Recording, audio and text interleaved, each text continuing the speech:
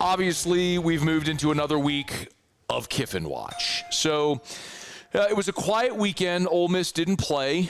And after Friday's meeting among Lane Kiffin, their athletic director, their Keith Carter, and Ole Miss Chancellor Dr. Glenn Boyce, after which they released a statement saying that they'll make an announcement about Lane Kiffin's future after the Egg Bowl. It was a relatively quiet weekend. Lane Kiffin had his Monday media availability, and Dr. Glenn Boyce, the Ole Miss Chancellor, was a guest today on Super Talk Mississippi. Those are our good friends over at Super Talk Mississippi, where we catch up with every year at SEC Football Media Days. And Dr. Boyce was asked about that Friday meeting with Lane Kiffin. Here's what he said. As far as Coach Kiffin goes, once again, we put the statement out, and the statement pretty much speaks for itself. And so talks will continue. They will continue through the week between Coach Kiffin and Keith. But our focus and our emphasis right now, and we're determined to be focused on this, is winning this last football game, being an 11-1 team, and being the first team in the history of the University of Mississippi to make the college football playoffs. And if we're not seated higher than we currently are, to have one of the greatest sporting events to ever come to Mississippi, and that would be a home playoff game. So they are continuing to tell you the story without telling you the story. By the way, Lane Kiffin, he was asked, as you would imagine, about that Friday meeting. Lane, Keith released a statement on Friday saying that you, him, and Chancellor Boyce had a meeting about your future. Are you able to elaborate on the nature of that meeting at all? Yeah, like I said at the beginning, very fair question, but we're not answering anything that doesn't have to do with the game and the team and the season. But fair question.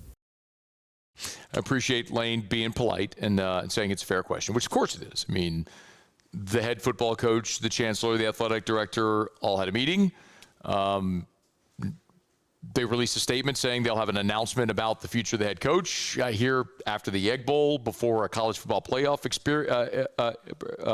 appearance. It is, by definition, a weird set of circumstances.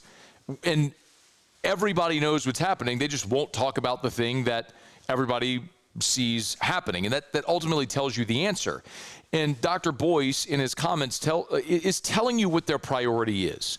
Their priority is they understand Lane Kiffin has a wandering eye, is being courted by LSU and Florida, and is going to leave Ole Miss. But they need to win the Egg Bowl, because if they win the Egg Bowl, they feel like that will lock up their college football playoff position at 11-1 and would secure them a home playoff game, which, as you heard Dr. Boyce say, would be the greatest sporting event in the history of the state of Mississippi. That's something Lane Kiffin was also asked about today, that there's a feeling this would be, there's no pro sports in Mississippi. They've never hosted a national championship in Mississippi, so a college football playoff game would be arguably the greatest sporting event in the history of that state. And last week there were all these reports that came out with these economic impact studies. It would be a $70 to $80 million economic impact just that one day, having that playoff game. So that's their focus, and they think having Lane Kiffin on the sideline for that game gives them the best chance to win the game, which is why they're allowing to play the charade forward when we all know Lane Kiffin clearly is not committed to Ole Miss, because if he were, he would have signed a contract extension, which he hasn't done. And his wife has visited Gainesville and Baton Rouge, and there's reports of the contract offer and all the things that we see out there that are out there right now. And today you have Ole Miss players tweeting how committed they are and focused on winning this game. They're all trying to say the right thing to get to and through Friday with what they hope will be a win to secure their playoff spot. And then from there, everyone will go their separate ways, as we all anticipate it will be. But that didn't stop the questions from coming, where Lane Kiffin was asked a handful of times. Like, here's one about when he was asked about the decisions about his future. You mentioned on Pat McAfee how you don't make decisions based on money. When you do make your decisions, what are the considerations for you then, especially when it comes to football decisions, right? Like, what are you thinking about? Yeah, very fair question, but I'm not going into it because, like I said at the beginning, I'm going to keep this to this team and in this game.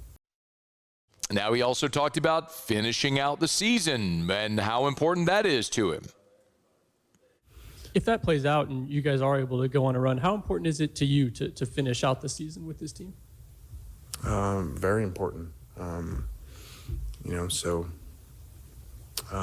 I've never thought of anything different than that. By the way, that's something we've said. He wants to have his cake and eat it too. He wants to be able to coach this team through the playoff. It's my understanding, by the way, that LSU has made it clear through their conversations with either Jimmy Sexton, Lane, whomever speaking, that they would be willing to wait for Lane Kiffin through the college football playoff. That's something Verge Osbury said on the record on this show 2 weeks ago on that Tuesday after Verge was introduced as the full-time athletic director. So, yes, I believe LSU would be willing to wait, and Kiffin wants to coach his team through the playoff, and I firmly hold the belief that what he would like to see happen is coach his team and then leave at the end of the season. But it also is very clear that Ole Miss is not going to allow him to coach this team in the playoffs if he is not committing to them. They are not going to let him coach while Ole Miss while working for another team. And you're going to have that announcement about whatever that other team is, LSU, Florida, on, according to Keith Carter's statement, on Saturday. Play number 5. He was asked another way if he's made his decision. Lane, just because of the ambiguity, I was just curious, when Keith says expects a decision on Saturday, is that a decision that's been made, or is that still in consideration? Like, people are just curious about that. Yeah, so, I mean, you can just keep going. I'm not going to answer them, so that's 3 of them. And there were more. He was asked, if he would. They tried. Look, I mean, they tried jabs. They tried uppercuts. They tried, roundhouse kicks. I mean, they tried to attack him every way you could. This was play number 6, Buse, if you would. People said the same thing about the Florida game. That there was all this distraction and how could the team focus, and I think they played pretty well. So I don't have anything more to say about that, but I think our team's been very focused since noise has been out there all the way back to the Oklahoma game and the tunnel before that and that morning and everything. What are they, 4-0? So it's a pretty good job by them. The one thing Lane Kiffin did answer was, and he gave a very thoughtful answer, actually, about his past. And if his past influences the decisions he's making now. And I thought this was very introspective with the way that Lane handled this question. And I also believe it's very telling. This I believe, and I'll play the clip, and it runs 56 seconds. Like, he gives a long, thoughtful answer to this. But I think this is very introspective, and it does provide you a roadmap for what he's thinking. Hit it. How much, if at all, have you kind of reflected on your past and leaving or staying different places? And has that helped you kind of wade through this process this time around? No, I mean, I don't know about all that. I've kind of, over the years of the changes that I've made, I've had a lot of time to reflect on things that have happened. And I really feel like in age, I've figured out they all happened exactly how they were supposed to happen, when they were supposed to happen. I just didn't think it at the time. I thought they were disasters. And they're just all part of my story. And I spoke at my dad's funeral when he passed. And I always wondered why we moved so much, because it was hard on us as kids and everything. And I realized that was just all part of his story, and all the people that came to the funeral or wrote notes from all the different places. I realized that was God's plan for him, to impact all those people and have all those relationships. And so I think all the stuff that happened how it was supposed to happen. Think about the decision Lane Kiffin's about to make. And we've talked a lot about Layla Kiffin being from Gainesville, or where Knox may play high school football, and all these other ancillary things, his reputation in Oxford if he leaves, all that sort of stuff. And then listen to what he just said. Do you think there's anything that matters more emotionally to Lane Kiffin than speaking at his dad's funeral? Like, do you think he's talking about a man who is his mentor, his hero, his dad, and speaking at his funeral and saying, I always wondered as a kid why we moved so much. It's just part of his story. And he went to all these different places, and he was able to impact all these people. He talks about the people at a funeral and who wrote notes. He was able to impact so many people during his life, talking about his dad, Monty Kiffin. So when we talk, so he's giving you the roadmap to say for all the conversations people have had about what matters, that ain't what matters to Lane Kiffin in these situations. For all the conversations about are you going to take Knox out of school, or Layla's dad playing at Florida? Like, none of that matters. And that is something that I will tell you, for me, who does not know Lane Kiffin. He's been on the show. I've interviewed him at media days and different things, but I don't know him. Like, we've never sat down and had a meal or a private conversation, whatever. But this, in following this story and talking to so many people who do know him personally and have covered him and all different types of things, from administrators and politicians and other coaches and media people and everything, they all say the same thing, that Lane Kiffin is going to make a decision not based on any other criteria than where he can go to win football games. Like, that's it. And so the fact that he's gotten to this point, if there's this assumption he may make some emotional decision and tug on the heartstrings and stay in Oxford because he doesn't want to let down the Ole Miss, but I don't think that's weighing in it at all.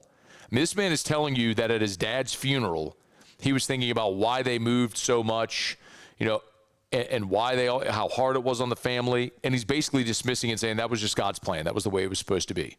Like, he's telling you, he is telling you he is leaving Oxford, Mississippi.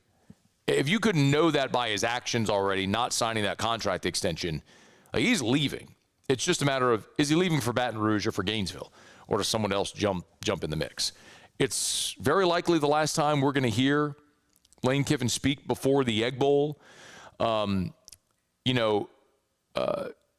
Dr. Boyce, the Ole Miss Chancellor, back to that interview on Super Talk Mississippi, he lauded the Ole Miss assistant coach and said this about the players on the team ahead of the Egg Bowl. I want to talk about the season that these players have given us and what a special team this is. This is a team that knows how to finish. This is a team that knows that they make plays when plays need to be made. They understand that. And this is a team that is incredibly mature and well-led. They stay focused. And I stay in contact with, because, I'm a big athletic fan, obviously, and as chancellor of the university, it matters to me how these guys are thinking and what they're thinking about. And these are the young people who are providing all this joy and happiness we find out around here. And so in turn, the players, it's up to us to make sure that they have a consistent routine. It's up to us that they have consistency in everything they touch and feel so that they stay focused. So everybody needs to really work hard this week to put a complete focus on this game and what it means, even though obviously for us the playoffs are in play and for them a bowl game's in play.